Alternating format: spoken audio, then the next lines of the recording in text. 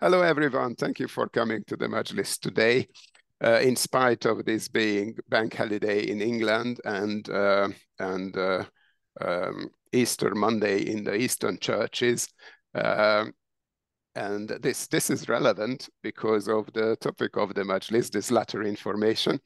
And just last week, listening to Sami's brilliant presentation, we were already making a link, which I think is very important to know this fact that to study Islam and Islamic civilization on its own doesn't do justice to it.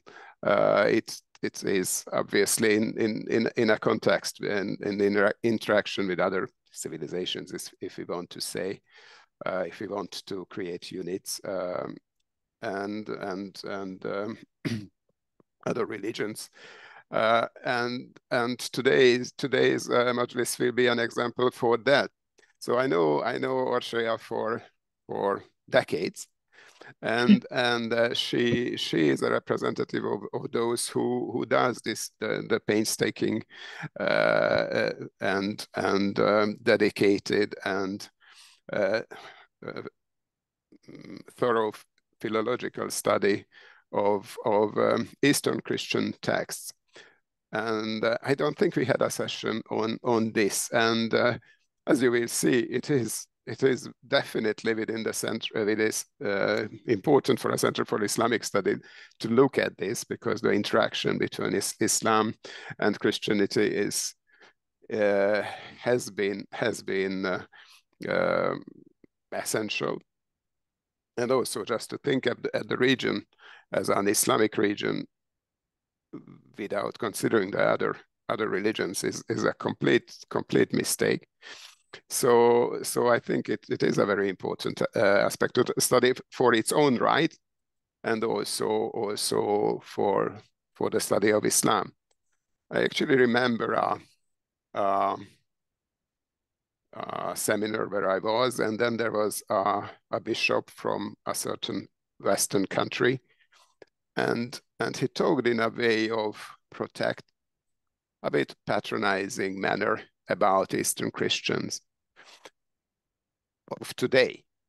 And then I remember one of the Eastern Christians saying then, well, we live difficult times. They live really difficult times today.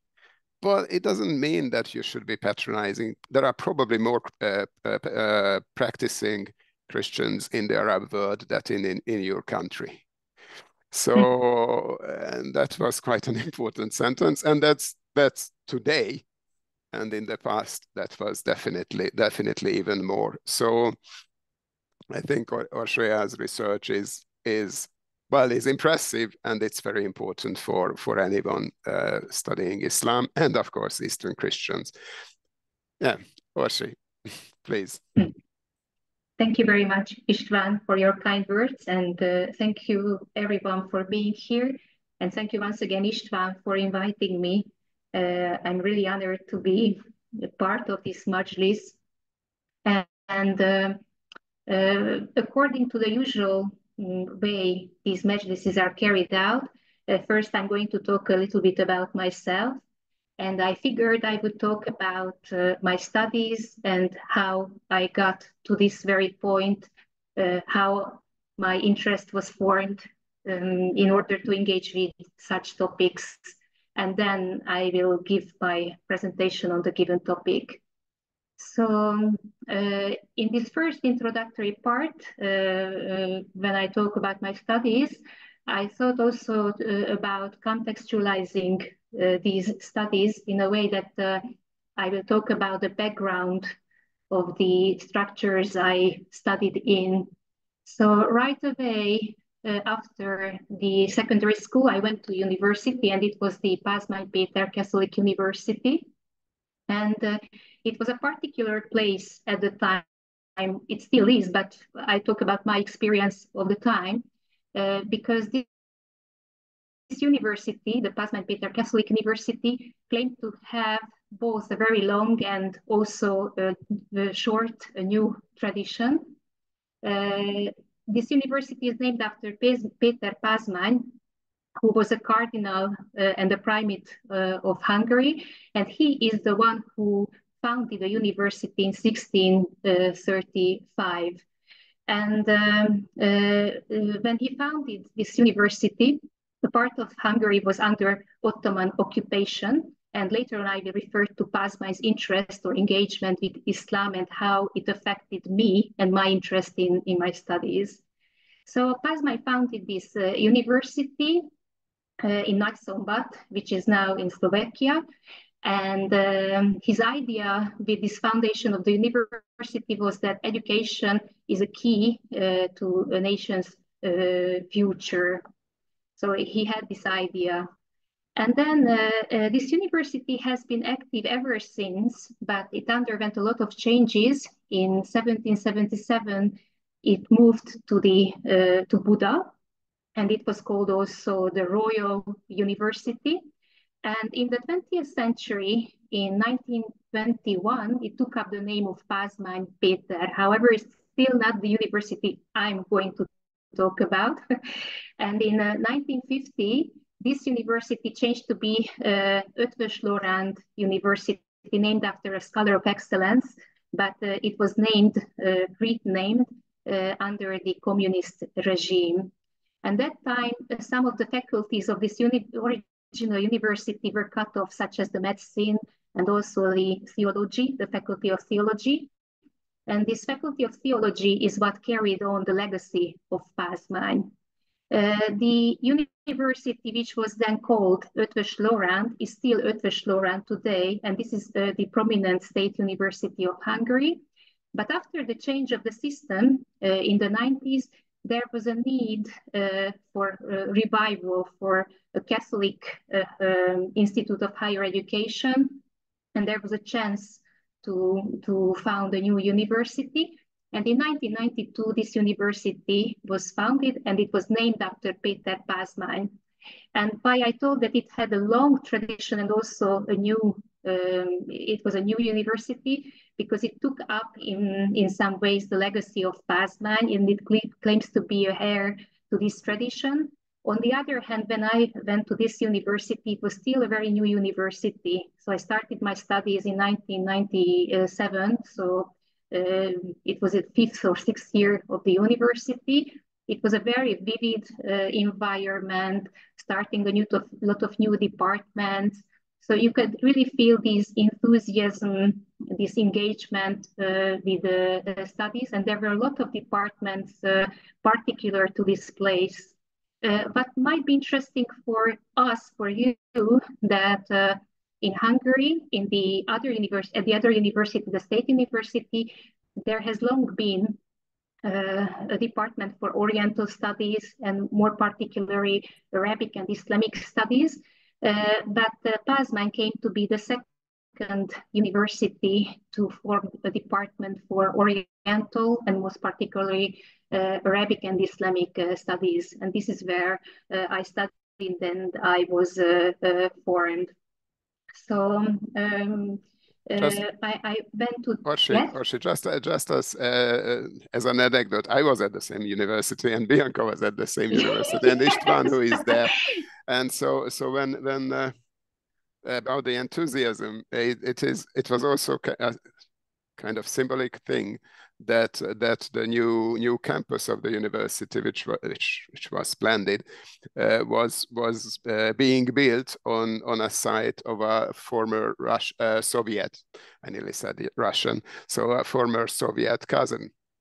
So, yes, this is what I also wanted to talk about. That also the environment was really inspiring in a lot of ways, because in some ways maybe you can call it eclectic. It was an eclectic environment. You had also the remains of these barracks that were, some of them were transformed into buildings for education. And another thing that maybe you also wanted to mention, that new buildings were erected. Most of them were buildings by Imre Makovec, an architect who works in the field of the so-called organic architecture.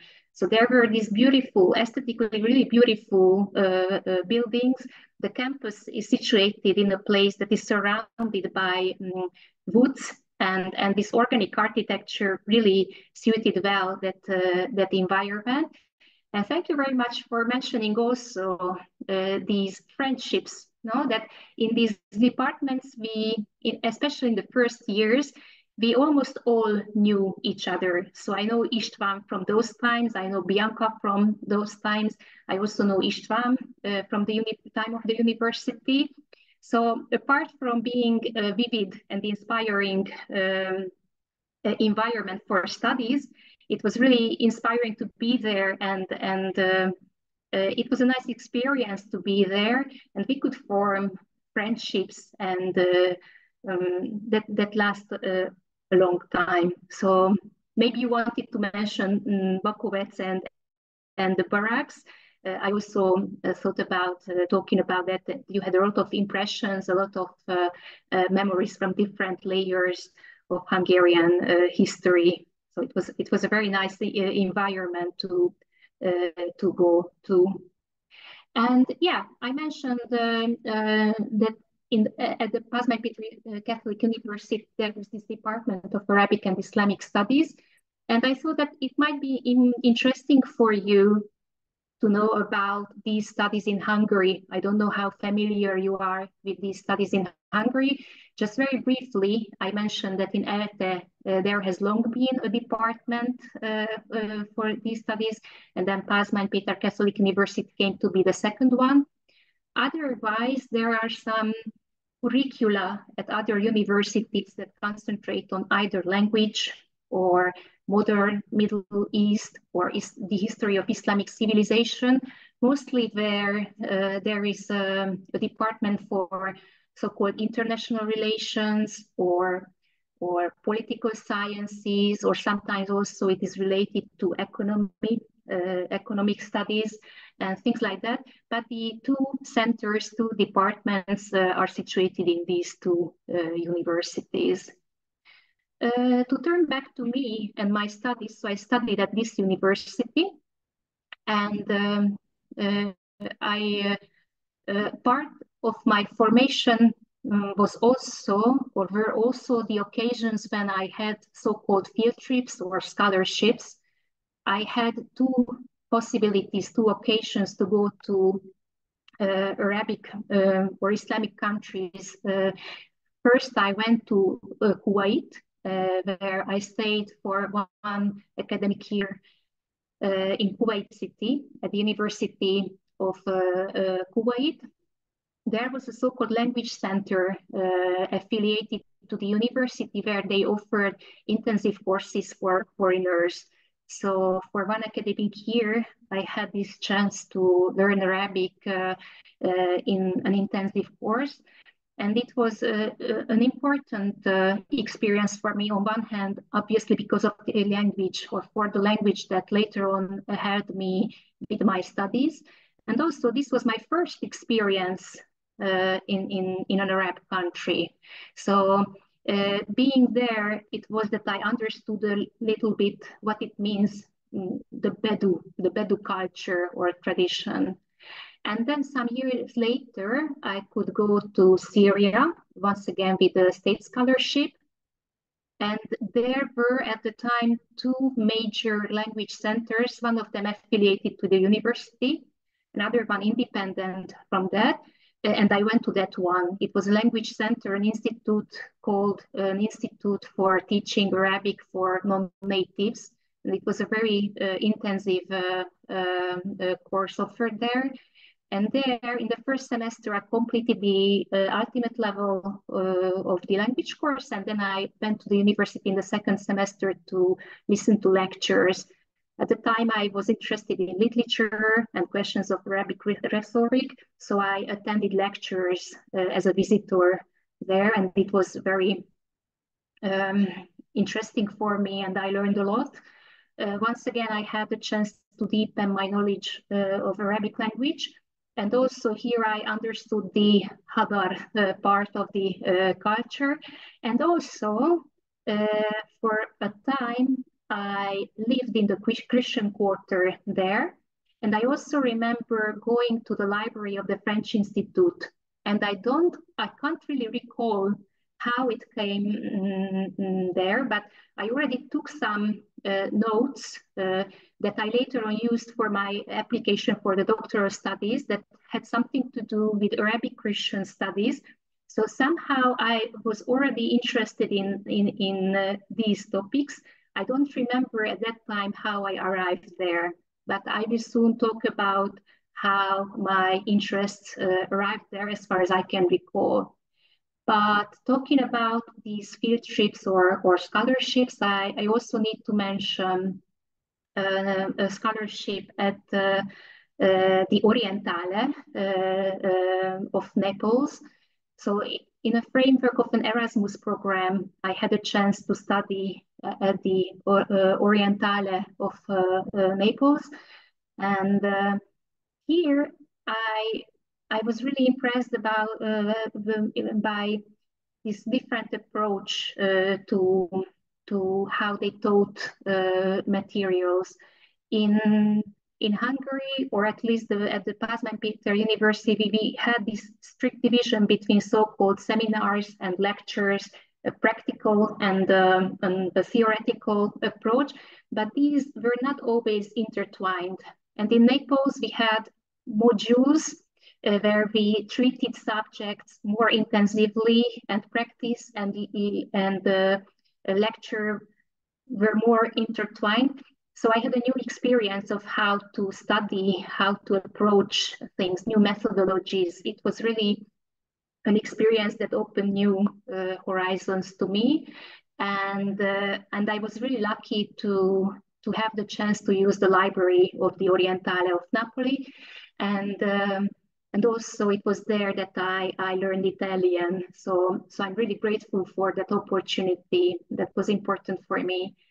And maybe one more thing that I can mention from my field trips, that just before starting to teach at the university, I had a chance to go to Lebanon, and there at the language center of the university, where they offer courses to non-native speakers of Arabic, I had a chance to observe the methodology.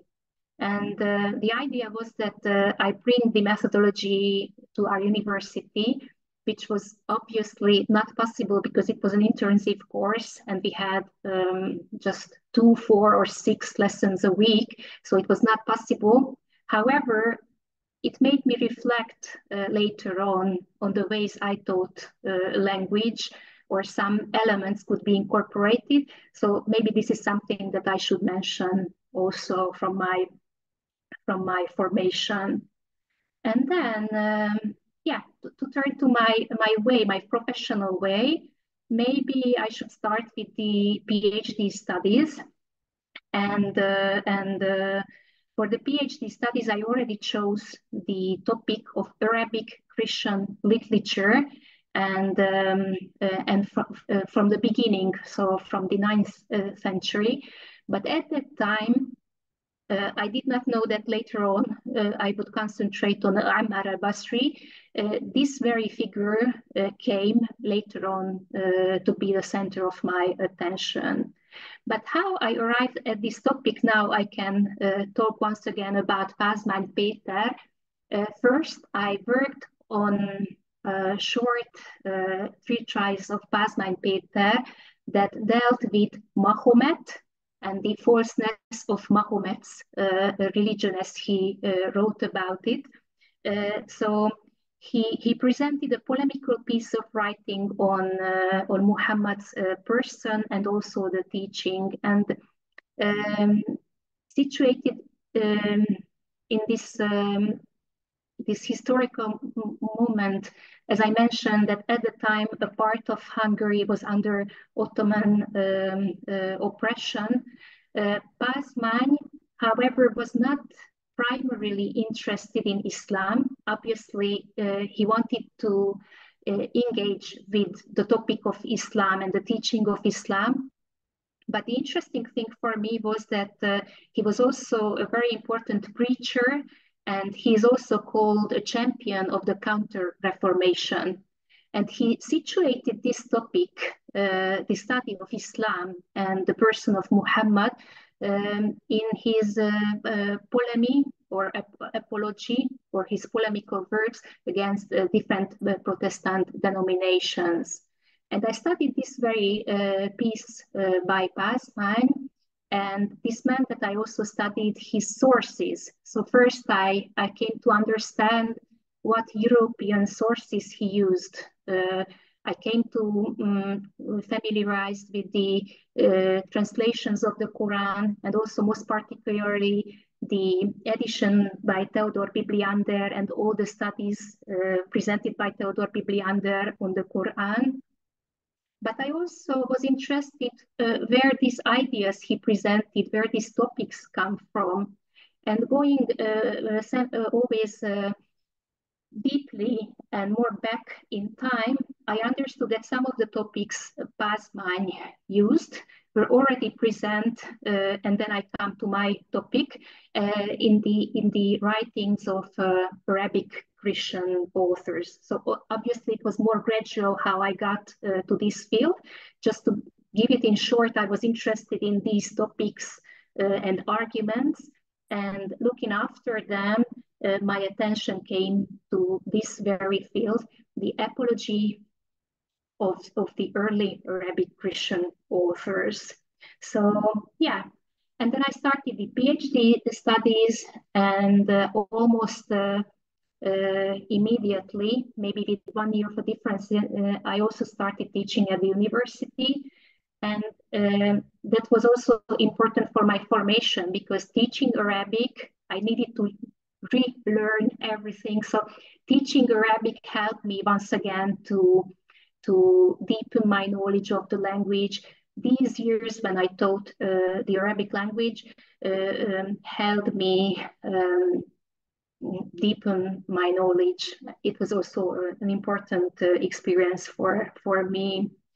Yeah, and then first I just taught language. I've always had a workload of 12 hours a week. So in Hungary, this is a usual practice. So first, all these 12 hours for Arabic language.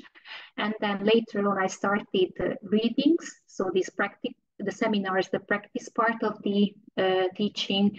And maybe after 5 or 6 years, I also gave lectures on different topics. Yes, and then other interests of mine include, as I mentioned, the early modern European perceptions of Islam and its literature. I also had a brief detour because in 2016, Hungary remembered the legal recognition of Islam. In 1916, Hungary legally recognized Islam as a so-called legal religion in Hungary, apart from the religions already recognized. So because of the centenary, I became interested in this very topic. And I had a scholarship and a chance to go to the Vatican archives, where I studied the correspondence of the nuncio and the Hungarian nuncio and the Holy See. And I worked a little bit on that topic, but that was a brief retour.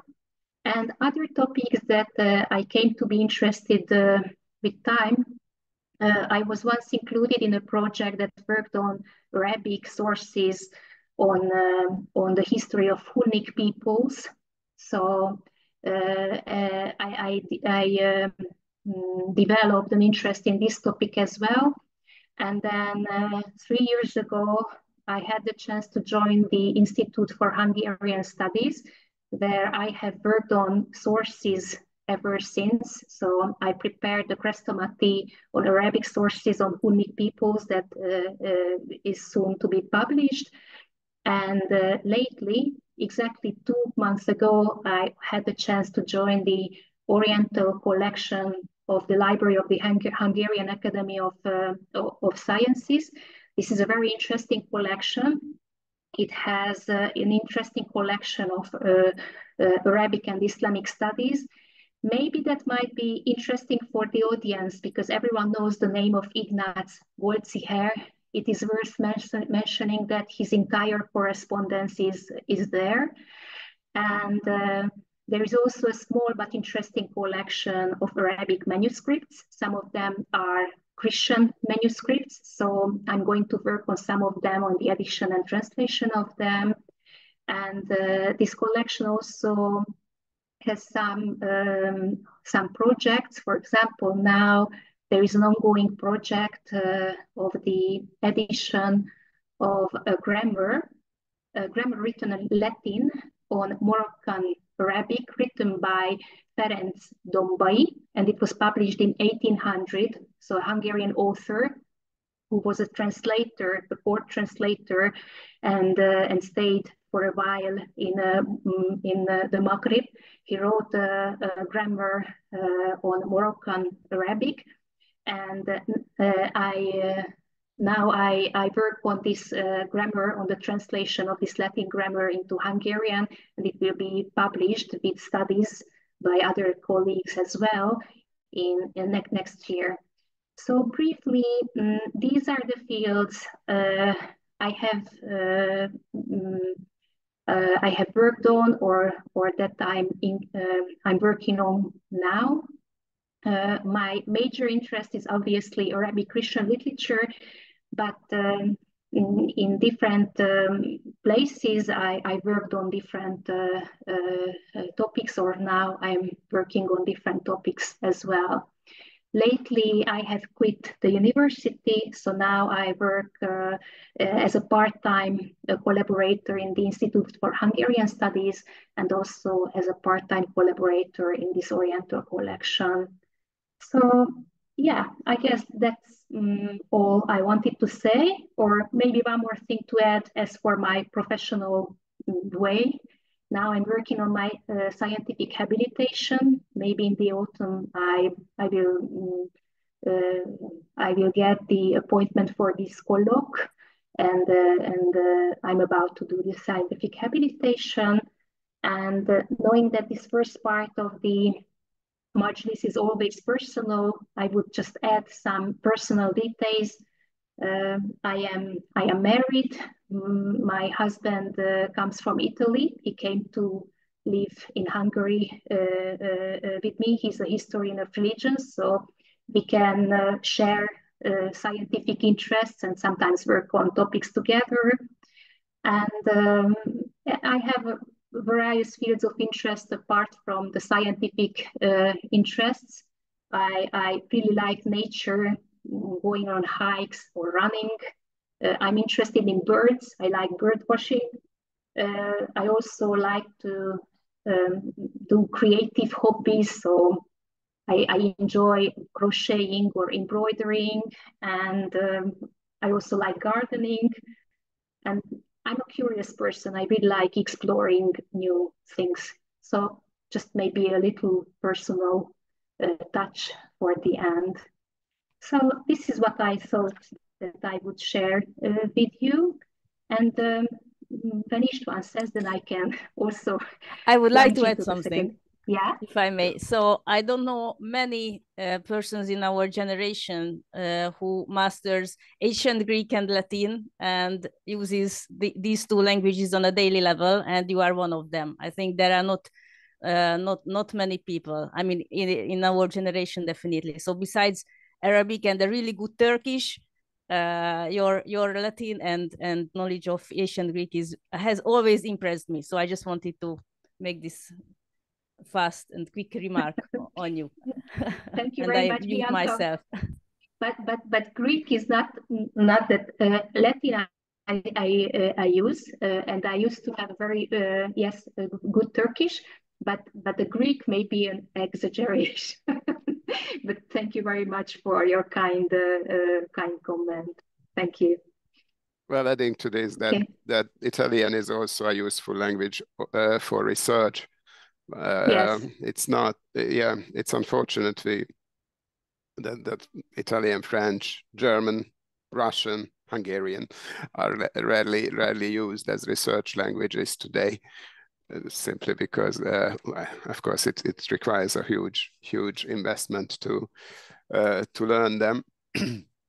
Yes, it was interesting, Orsolya, that even your hobbies are such that they could be listed in Quran, a book on adab or such. This bird watching, right. watching birds, gardening, doing some tiraz, or that's really traditional. If you don't mind, I didn't plan to do this, but as you were talking, I thought that you are really a great example of Central and Eastern European scholarship in the sense that, yes, of course, in the region there used to be an elephant in the room called the Ottoman Empire, and this elephant came into the room and was moving into the room further and further. So it was no question of not dealing with it. So that's one of the sources of Central and Eastern European scholarship in the region. It was not colonialist in the sense as British or French. It was colonialist in the sense that defending against an empire, first of all. But Hungarian Oriental studies has a much deeper root, which is that ourselves, as you mentioned, you study the sources of that, and including the Hunnic materials, that Hungarians, we are a people from Eastern origin. So we were always interested in the East, and then the first Orientalist ever, I think, was a Hungarian monk who in the 13th century went back to find the Hungarians who remained in very east of Europe. He actually found them and could still communicate with them, though there was several hundreds of years of gap between the two groups. Unfortunately, this group vanished. They ceased to exist because the Mongols just were coming right at the time, and they resisted, and they don't exist anymore. And then of course we had the Turkish encounter for some 300 years, and then the third reason is the strong Jewish presence in Hungary. So when we talk about multi-ethnic, multi-religious civilizations, Islamic civilizations was such, European civilization was also one like this. And people like Ignác Goldziher or Aurel Stein, they were Hungarians of Jewish origin who were interested in the Islamic culture as Jewish and as Hungarian. So that's a very important heritage which influenced the whole history of scholarship in our field. Just to mention these two names, they are the founding fathers of modern Islamic and studies, or Chinese and so on. Yeah. And then there are more.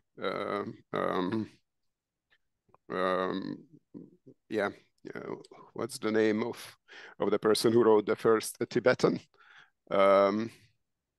It just escaped. His name escapes me. The first Tibetan. Kőrösi.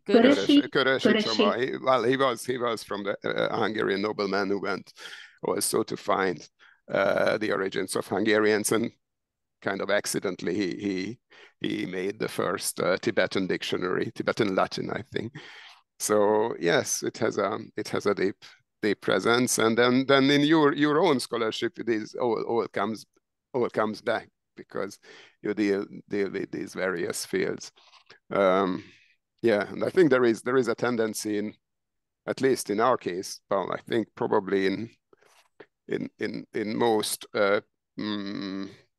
scholars' case, it starts maybe at the modern age, the interest, and then we want to find the reasons, and then we go back and back and back, and we end up with the Arabs, and in our case we often start in Hungary. We often start with the Turkish Ottoman, and then we go back and we go to the Arabs, and now I'm at the Sasanians and then the Greeks and so on.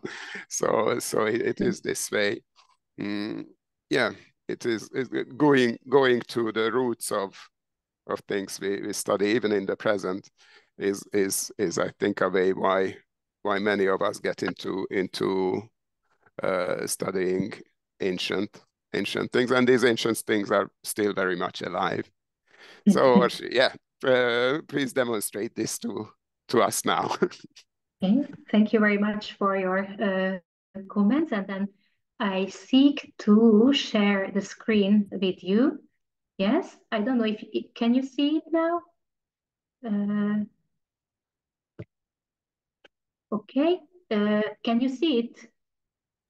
Okay. Yes, I just wanted to know if I was successful yes. in sharing the screen. Thank you very much. Yeah. So I'm going to talk about Arabic Christian notions of freedom and human will and divine will in ʿAmmār al-Baṣrī's Kitāb al-masāʿil wa-l-ajwiba today. So this present lecture introduces a part of the results of my research that initially aimed at examining the topic of so-called free will in ʿAmmār al-Baṣrī's works.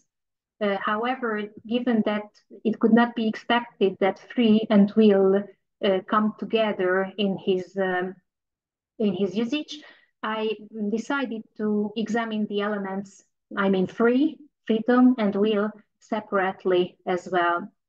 And it led me to a range of related notions and topics and also terms. So the examination became an extended one. I divided this, what I found, I divided into 4 fields.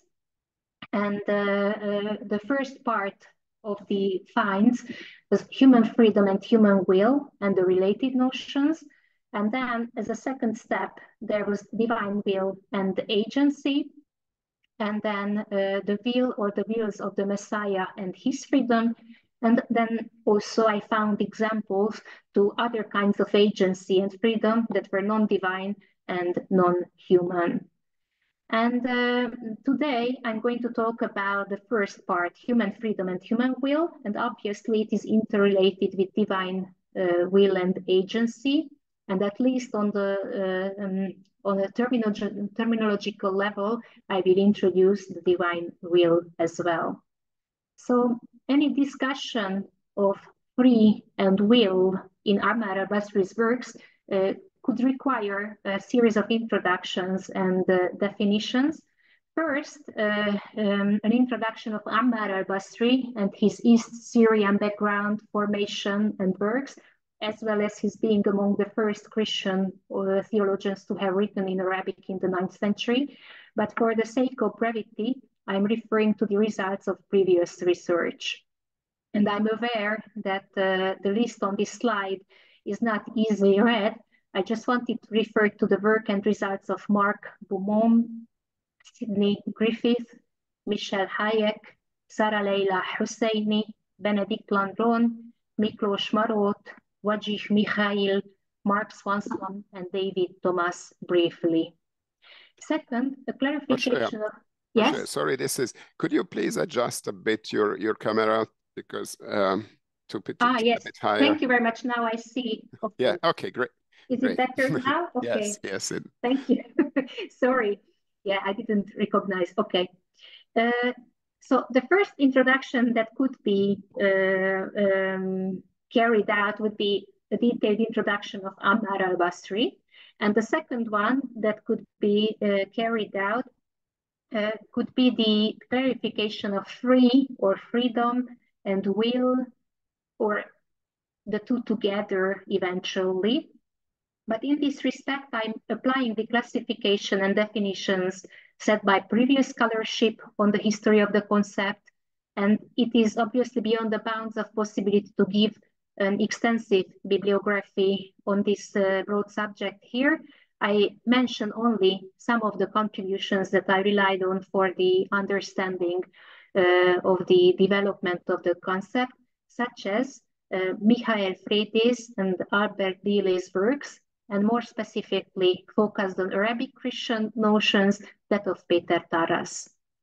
I also used the classification and definitions given by Susanne Bobzien and Katarina Belo. As for apologies, are you still showing the first page, or it's just not going down? Because I see the. I can see it. So nothing changes.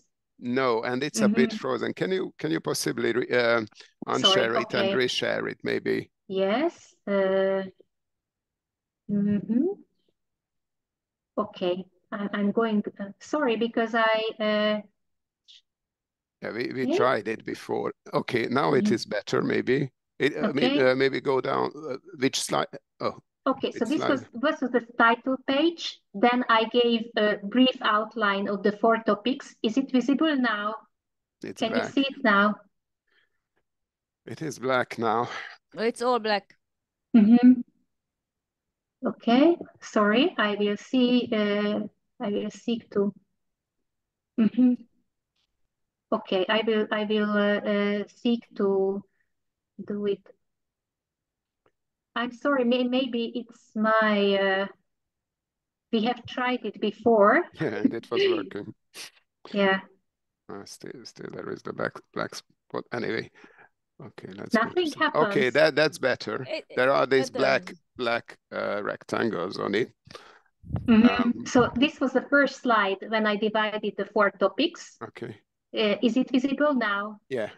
Okay. Mostly. That was my first third slide with a brief list of literature on Ḥammār al-Baṣrī, his Syrian background and formation. And, does everybody see these black rectangles on the screen, or it's just me? Okay. Yes. Probably we cannot do anything with it unless I don't know.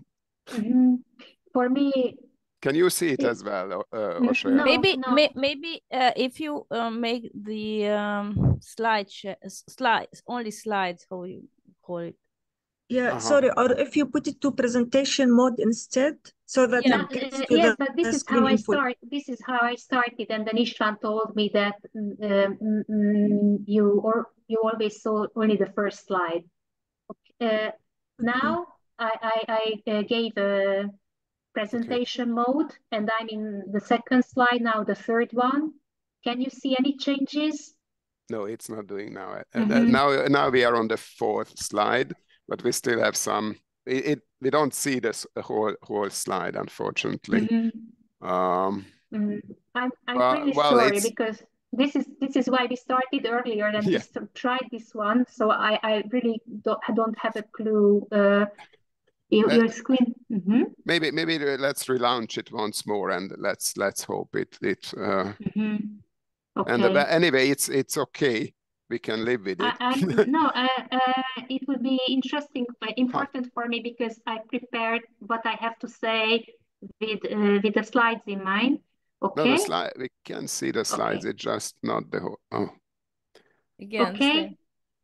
So now we don't see. So you put it into the presentation mode, right? Yes. Now it's all black. Maybe go back. Just return to how you started, and we can still have some impression. Okay. Sorry. No, I am sorry, because Sumer Sen is saying, I believe you have to click on a different tab when sharing your screen. Okay.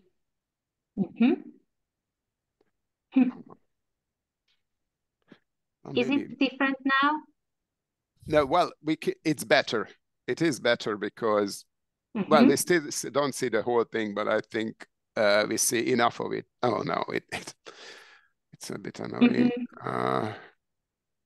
If you do share screen instead of sharing the whole thing, instead of sharing just. Actually, now it's pretty good. Shall we go? Shall we go with this, everyone? It's annoying. I am really sorry, because no, that's really not. This is why I checked in before, in order to make sure that everything goes, and then still. it got out of hand. Yeah. Okay, we can do two things. Can you possibly send the PowerPoint to me? Yes. Yes, that's one thing. And when you did that, also can you possibly start sharing it as sharing the screen rather than sharing the document? Maybe. Who knows? Okay, just a minute. Now I'm. Thank you. Who was the person? Because I thought it was only on mine. So Mersen, thank you for telling us about the problem. Okay. Yeah, my pleasure. Is it now better or not yet? It's the same. Okay. Well, we can go with this actually. No, it is okay. If you go on just on the slide, you Okay, now I seek to. No, probably you see now my email, right? Yes. Yeah. Okay. I'm sorry. Okay, that's good enough. Let's go with this. No, if you could click on just to see the page which you are showing, then probably we see enough of it. We see enough of it. Sumer is saying click share screen from within the Zoom meeting. Selected the Microsoft PowerPoint tile. Just check his message. Yeah, yes, I think if you hello, by the way. Hello. If you just stop sharing and then click again on share screen. Okay, stop share. Yes. Okay. Okay, and when you click on share screen, does there appear different tabs you can share? Screens, documents, and advanced. And application windows. Yeah, I think then you have to just click on PowerPoint, the PowerPoint window, and then there should be a green line around the PowerPoint program. Yes. Yeah, that's and that's then basically you're doing everything right, I guess. Yes, I think this is what I've been doing. Yeah. Okay. Yes. So I think we accept it as divine will at this point. Okay. As long as we can see the most of the slide, I think we are okay with it. Which is not the case right now. As it happens, it was. Now it is okay. Could you please just click? Sorry, I just Yeah, you can send it to me as well, and I can share it. We can try that. Yes, I just seek to forward it to István, and maybe you will be more. I'm really sorry for the inconvenience. I usually, Well, that's not your fault. I hope it arrives, and then I hope that István will be more successful in sharing it, and then okay. I sent it to István. And I'm in slide number 5 now. I hope you can share it with the others more easily. Okay, I think we just go on, and when it arrives, I'll tell you. Okay. Well, I was talking about the literature on ʿAmmār al-Baṣrī, but just very briefly that he had an East Syrian background and he was from the 9th century. Yes, and then I also talked about freedom and will and what classifications and definitions I used in my work. As for Ammar's usage, the noun freedom and also the adjective free occur only a few times in the Kitāb al-masāʿil wa-l-ajwiba, but the significance of their very presence is acknowledged, given that the occurrence of these forms in Arabic is distinctly rare. In other Christian works written under the rule of Islam, which address the issues of human freedom and divine predetermination, such forms are often missing. As for will, volition, or even deliberation, purpose, or ambition, ʿAmmār applies a great variety of terms and forms, but these are found mostly in relation to the divine as creator or organizer, or to the will or wills or volitions of the Messiah. So I will briefly refer to these also later. Orsolya, can you, I only received the PDF. I received that one. No, I'm sorry. Yes, the other didn't go yes. through. But yeah, just please send it to me and try to launch the yours. Maybe it will work. It was okay. We didn't see the whole slide, but we saw at least part of it. Okay. Apologies, everyone. In the name of Zoom. I never thought that I would apologize in the name of Zoom or any other such companies, but it's time to do it. Yeah. Okay. So can you show, just go down the slides we covered? Okay. Can you see it now? Yes, we can. We can see it fairly well. Okay. Yeah, I was talking about ʿAmmār's usage of the freedom, and but we are on the first page.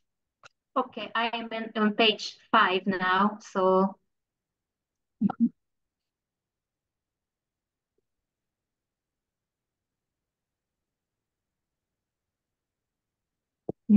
yeah, I have a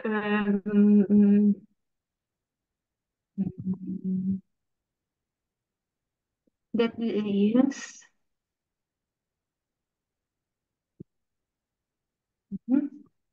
I will try once again to send it to you, and then we will see. I'm really sorry. This is a bit embarrassing. I appreciate I appreciate everyone's patience, including yours with this. No, I'm terribly sorry. Yeah.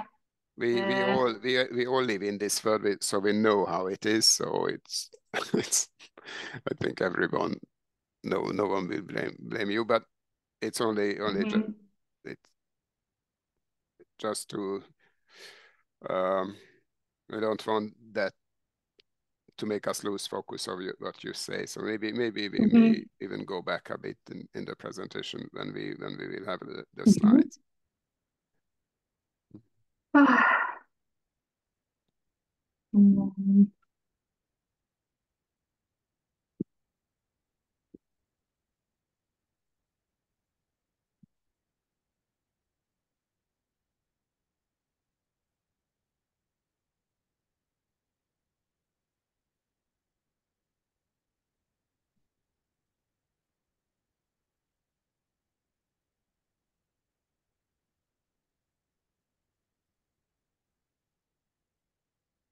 What has never happened yet in the Majlis is this is quite embarrassing. No, it is. I really don't think sorry. it is. What would be really unpleasant is not to have the speaker at one point. I always have nightmares about this. Okay, I sent it to you. Okay. Zoom is on bank holiday. Zoom is on bank holiday, or celebrating Easter. Yeah, so I have the slides. Now it will be my turn to try to share it. So yeah, so I introduced the argument that so you're not sharing anything now. No, right? So okay. How do I do the sharing thing?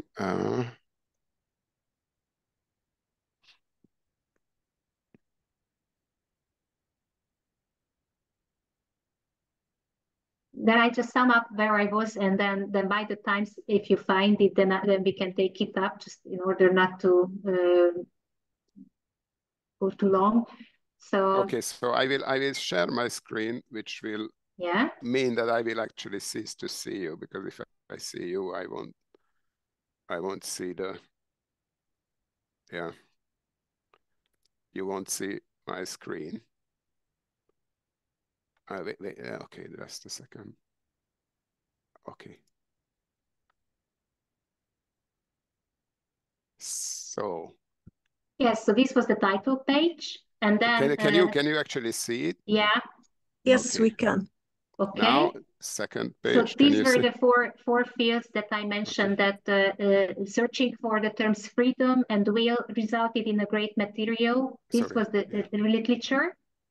Okay. No, okay. This was literature, the yes. literature. I mentioned the names, so I think that we can go on. And these were the classifications and definitions that I relied on, that I also mentioned here. And then I just went to, this part that the very presence of these terms is important in Ḥammar's work, because the presence of this term hur or hurriya is distinctly rare in other works, in works in general written under Islam. Okay. So, and also I mentioned that I also mentioned that I think you can go back once of the previous, back. Previous yes, research. Yes, I was still talking about this one.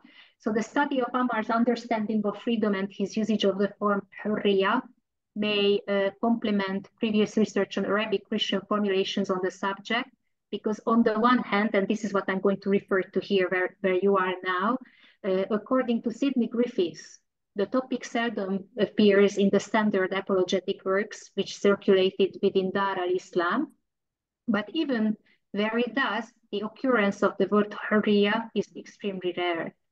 As Peter Tarras and Dimitri Frolov claim it, contemporary Muslim theologians did not use it, though it appeared in legal and mystical texts, and Franz Rosenthal mentions its legal, ethical, and political usage. In the writings of early Arabic Christian authors, the only generally known examples are in Theodore Abu Qurra's tracts Maymar yuhakkik lil insan hurriya thabita, that is on free will, and also Maymar fi maut al-Masīḥ, on the death of the Messiah.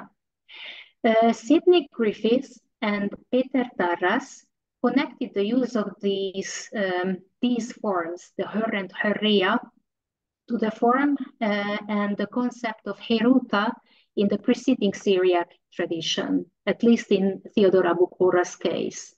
So even the occurrence of these forms in itself is noteworthy, and in this respect, Ḥammār al-Baṣrī remains underexplored, because only Theodore Abu Qurra is explored in scholarship. But within the broader field, the connection with the Syrian model emerges as a potential starting point for investigation. On the other hand, in his study, Mark Beaumont investigated Ḥammar's elaboration on freedom in a context of Christian-Muslim controversy, and pointed out those arguments that can be considered as dialogizing with Islamic ilm al-kalam, interpreting Ḥammar's treatment of the question of freedom as an engagement with the Islamic debate on determinism versus human ability to choose freely one's actions.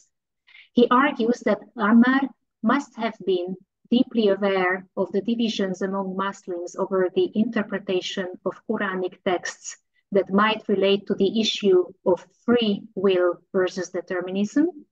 Moreover, as Beaumont says, Ḥammār may have concluded that the earlier Muslim appeal to a free will reading of the Quran had, by the early 9th century, been superseded by deterministic reading. Beaumont also emphasizes that Ḥammar's homeland, Basra, was the home of the free will position, and it also influenced his confident elaboration on the question. What Sidney Griffiths states regarding the Disputatio Christiani et Sarazzani, envisioned, as he says, a report of Abu Qurra's customary deployment of John of Damascus's doctrines, namely that it was designed to oppose one current of ideas in Islam, that of the predestinarians, and to rebut them with traditional Christian teachings by presenting them in language which summons up yet another current of ideas in Islam, more compatible with Christianity, those of the Qadariyya or the early Mu'tazila, hoping to find a modicum of plausibility with some Muslims, and of course, could be applied also to Ḥammar's text and tested thus. In this examination, I sought to contribute to both lines of research in identifying possible contexts and sources for Ḥammar's discussion. Where relevant, I sought to notice Islamic parallels, seeking to identify references to the Muslim debate on Iqtisab, for example, that was prominent in the Basran school of the Mu'tazila. I thought also to point out patristic and Syriac Christian as well as traces of Greek philosophical influences. I aimed to locate and map these parallels to see whether Ḥammar's treatments of the question fits more a framework shaped by interreligious disputes, or if it fits more preceding Christian tradition. Could you please tell me when you want me to go to the next slide? Yes, I will. And then the passages I found informative for the question may be lexically or thematically grouped into minor units, which I examined and elaborated in the following order. And now please switch to the next one.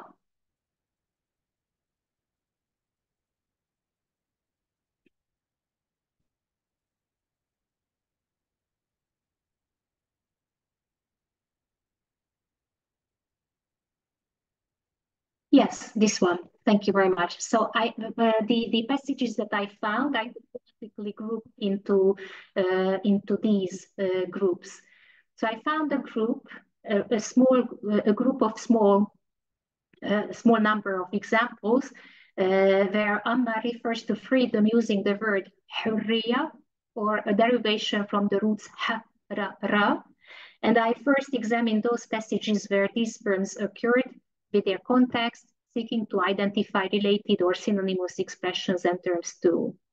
Then I went to those instances that mentioned freedom, but that apart from mentioning freedom overtly, introduce related ideas, introduced istita'a, capacity, or ikhtiyar, choice, because these were also informative on the notion.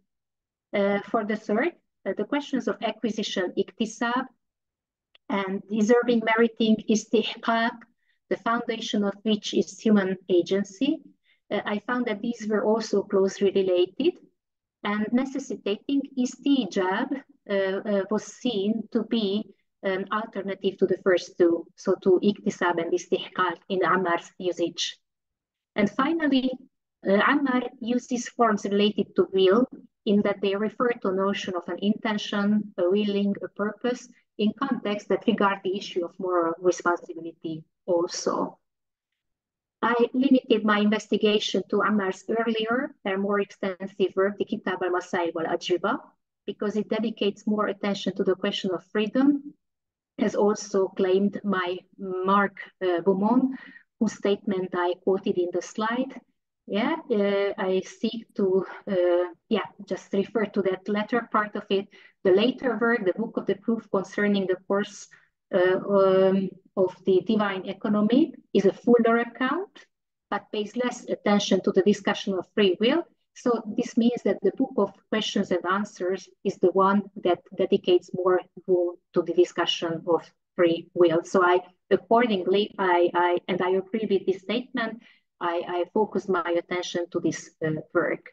We can go on to the next slide, please. Thank you very much. And I sum up what I found in this examination.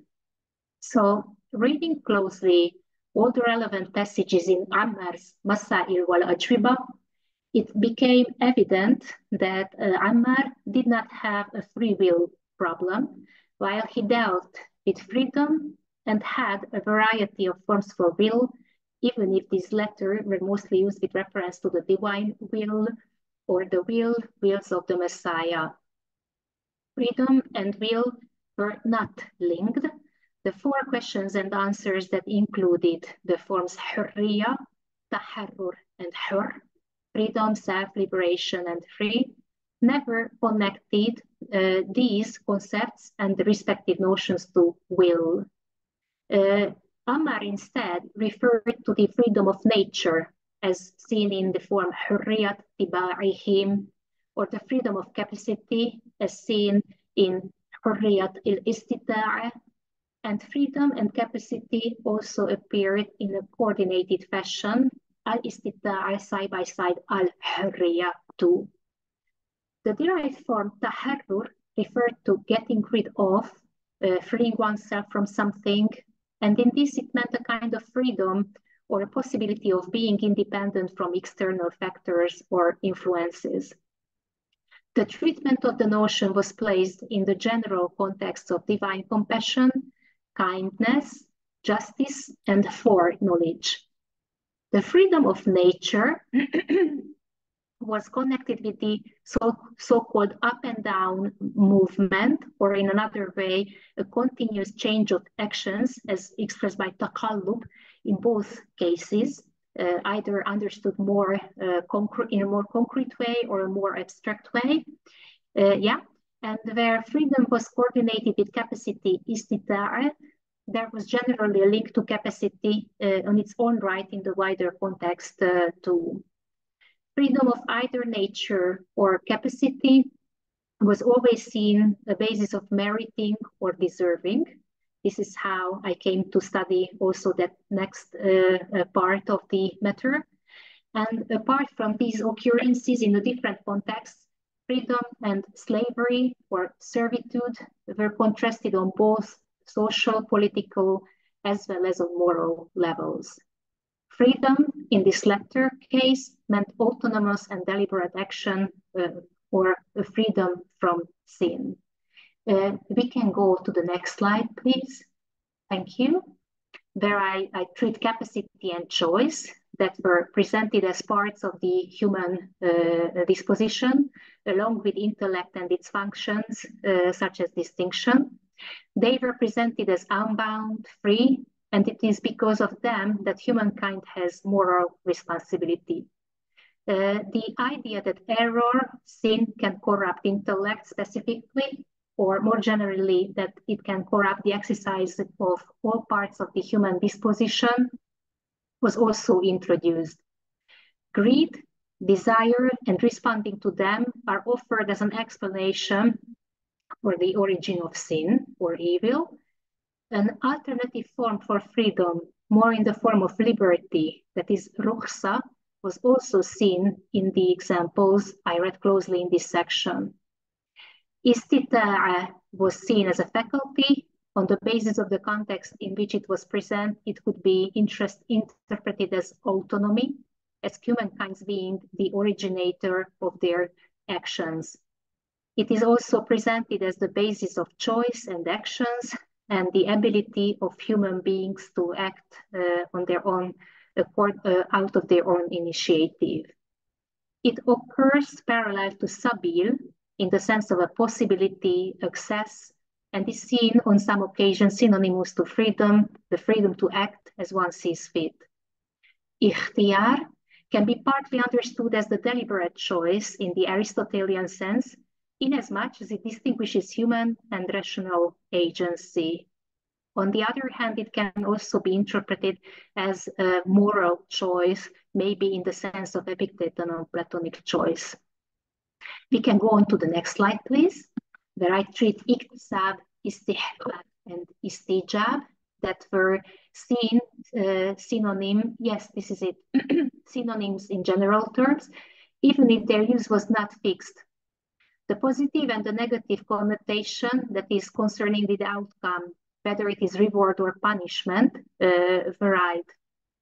The examples presented that in the positive sense, meriting or deserving an acquisition are not only by way of action, but also by enduring physical difficulties for the sake of God.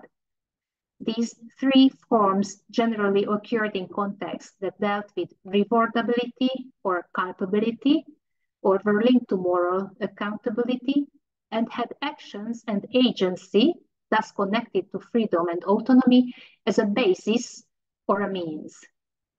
Iktisab did not have the meaning of acquisition or adaptation in the Islamic sense, and I want to emphasize this because this observation was an important part when I formed my conclusions. We can go on to the next slide, please. And then the fourth section presented intention, niyya, as well as knowledge or awareness, consciousness as the basis of moral responsibility. The examples that I found in this found for this idea also introduced various other issues, such as God's determining in what situation each individual should live, as well as the division of labor. And it was maybe the only aspect in the whole work where it could be seen that there is no freedom, that it is the only field that is bound, that is determined by God for humankind. And I found that there are no definitions in Ḥammar's work, so the meanings of the terms and forms he used could be reconstructed through a close reading of extensive passages. This made it possible to draw a map or a net of notions and respective terms that are related to the issue studied here. And I ask István to go on to the next slide, please. So first I present a net for freedom. The following forms and references entered into its semantic scope. I found ḥmār as leaving ungoverned or being left ungoverned or free as a synonym here. And I must remark that its usage is a particular and deserves to be remarked here, as ḥmār often occurs in discussions of free will or predestination, also as the opposite of inaya, care or providence, and thus initially carries a negative evaluation. But in Ḥammar's case, it is usually a positive term, a positive sense. I also found that sabil and mahis mean way, that is access, possibility, room for agency. Itlaq is setting free or being set free from the other side. Imkan was possibility, accessibility. There is something that depends on us. I found also takhliyat as-sabil or takhallin, setting free or being set free, letting out of captivity or bondage, or being let out of captivity of bondage. I found rukhsa, liberty, freedom, and the opposite side was referred to by ubudiyya, slave or slavery of sin, or servant, servitude, asir, captive, bound, in bondage of sin, hibs, ihtibas, sijn, captivity, imprisonment of sin or bondage. Or for the lack of freedom or access, I found la sabil and la mahis, there is no way. There are rare references to any compulsion or force, such as ittirar or jabr or qasar. And I also found haja in the sense of need, in that it forces or necessitates certain actions and relations. We can go on to the next slide, please. And as already noted, there is usually no explicit reference to human will, willing, or volition, which is remarkable since Ḥammār often uses such forms as irada, mashi'a, when he writes about God's will or that of the Messiah. Given that a range of forms could be found in the passages examined for understanding human will and freedom, I list them too. There is only an exceptional reference to human irada, but the context shows that it's rather liking or a wish, which is also expressed by mahabba. The opposite notion was seen as karh, like dislike or aversion, and related meanings and respective expressions included hat, one's urge or drive, isma'a, resolution, talab, ta'ammud, israr, intention, niyya, raghba, and then I also found that khawf can enter here because fear was not wanting an outcome, a drive to avoid something. In the next slide, I drew up forms that would be grouped around human agency. It was referred through a variety of more general forms, such as ityan. In order to spare some time, I just quickly read the Arabic terms, and you can read the translations, how I could interpret it in Ammar's case, okay? So I found here ityan, qiyam, and taqdim, also walaya, tawallin, and takalluf, and fi'il and sani'i, and then juhd, ijtihad, mujahada, qad, and sa'i. I also grouped jalad and tajashum together. Bi yadihim was important, and I mentioned it explicitly because something was in the hands of humankind, it depends on them.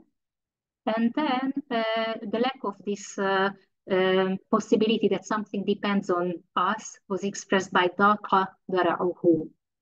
When the outcome did not depend on humankind, it was expressed by lam yata'attalahu bil fi'il. And I also grouped ijtinab here, which was human agency that manifested itself in avoiding certain actions. I also would like to mention that qadar was not mentioned at all in this context. And this is a second point I would emphasize because it was also important for me when I formed my conclusions. In the next slide, I grouped the terms that Ḥammār used for God's will or the wills of Messiah. And I find it important because I said he does not use forms explicitly for human will. He used other forms, as you could see, but these forms are present in his usage. And just briefly, I read the forms and you can see the translations also there, how it would be interpreted in his work. So he used irada, mashia, ta'ammud, takharrin, tawakhin, and isma'a. And I could also identify some forms that express divine agency as walaya, takafful, and tawfiya. However, apart from these forms, divine agency manifested itself also in transitive verbs with a human object, and also causative verbs that express that God makes humankind do or be something. And in these cases, divine agency was seen complementary to human patiency. In the next slide, I concentrated on moral responsibility, accountability, rewardability, or culpability. I found the forms ajr, mukaffa'a, jaza, and then hujja, mu'akhadha, and then husiba, i'ad, as forms that can express moral responsibility or accountability, or the questions of rewardability and culpability. And then we can go to the next one, where I sum up what I found. Taking into consideration all the related fields, an engagement with Islamic thought was less evident, at least on a terminological level. So on that level that I did examine, this engagement with Islamic thought was less evident, even if some lexical items had also strong Islamic connotation. I mentioned asir, for example, in these slides. I did not mention, but in this context, on many occasions, we could find salih, talih in Ammar's texts, or ta'a, but sabi and hujja were also in the slides. So even if these, or a lot of forms that Ḥammār used had Islamic connotations, but what I found really informative, that there was no mention of qadar in Ḥammar's work, and he did not engage with iktisab in an Islamic sense. At the same time, even without detectable or concrete textual dependence, or without the possibility of reconstructing a line of transmission. On numerous occasions, Syriac Christian influences could be identified.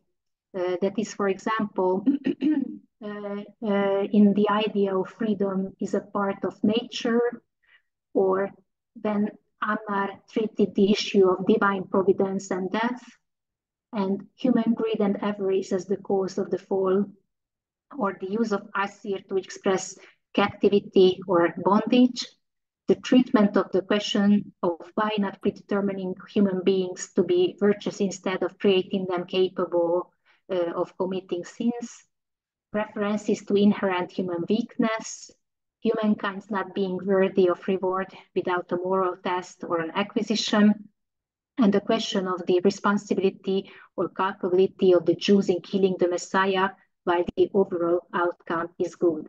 These are all topics or ideas that had long been treated in Christian and Syriac Christian tradition.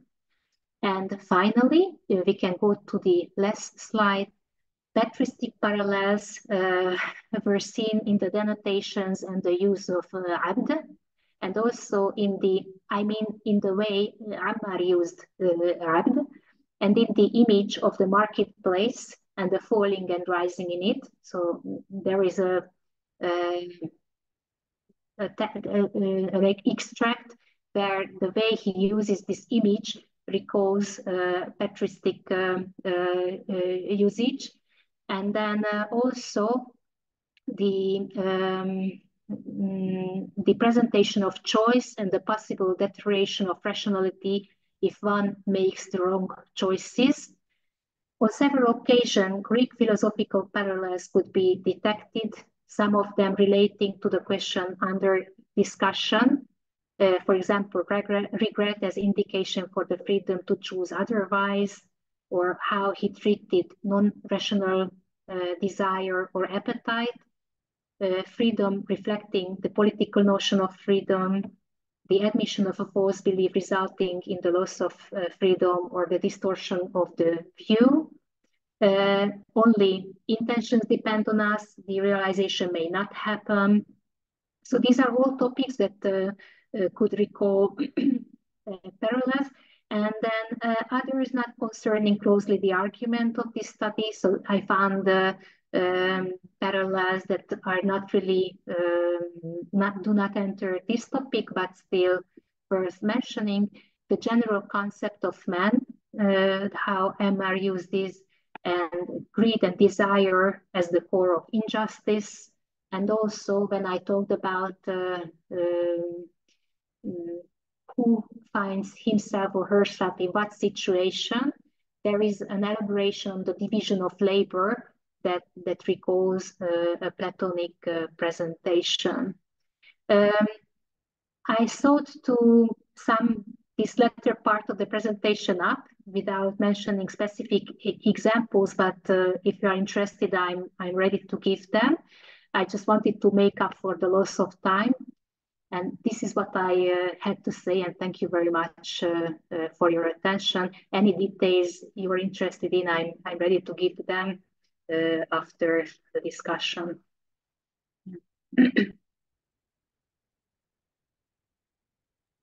Thank you very much, Orsolya. This was most impressive. Can you hear me? Can you hear me? Yes. Yeah, it was most impressive, both your presentation and actually the fact that that you didn't let you be brought down by the technical difficulty. That's 17 years of teaching behind, which gives you this ability of being cool-blooded in such situations. Thank you. And well, I was immensely impressed by the whole methodology of what you did. Maybe before going for the questions, I would like to mention next week program and put it into the chat. I don't know whether the links will survive in the chat, but I put them here. So as it happens, next Monday we plan to have a majlis, but we will reschedule it because Sajjad as oh, it says too long, the message. So because of Sajjad Rizvi, our colleagues, inaugural lecture as a professor will occur on Monday. The good news is that while it is in person and it starts at 4 o'clock, you can sign up for it and come on Teams. So I put this in.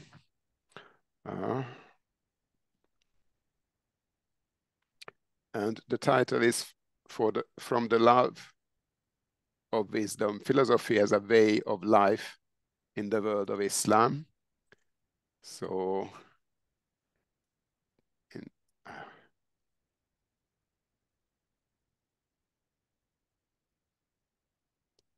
okay.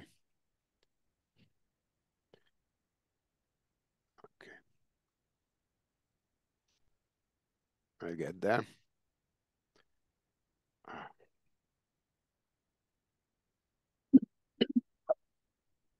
Okay.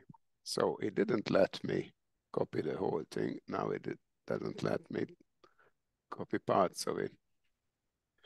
Okay, let's try.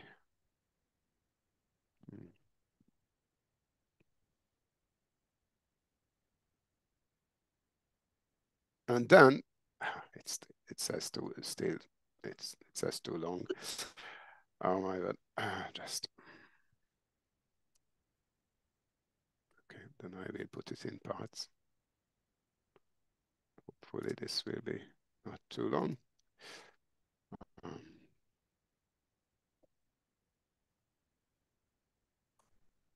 And then there will be a third part of this. So it will be also on a philosophical topic, and I will forward you this in the usual message, but I wanted to share it also here. And then the talk we planned for Monday, we will have it on Wednesday instead, at the usual time, 5 o'clock. Okay, I just.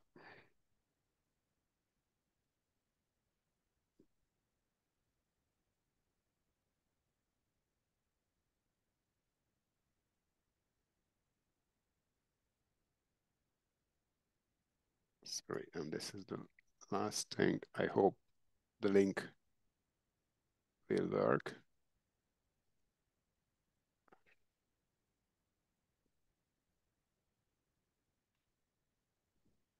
No, it actually doesn't even let me copy the link.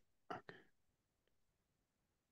Well, anyway, you know about it. I will send send out the invitation, and then this is with the revised date.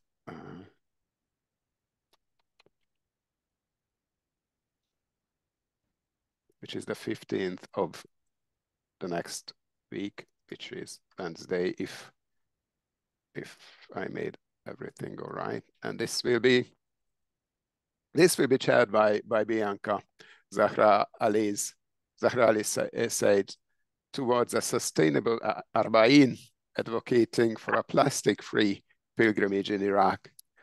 So that will be a fascinating topic as well. Okay, I will stop. Or actually, Bianca, do you want to say some words of it now?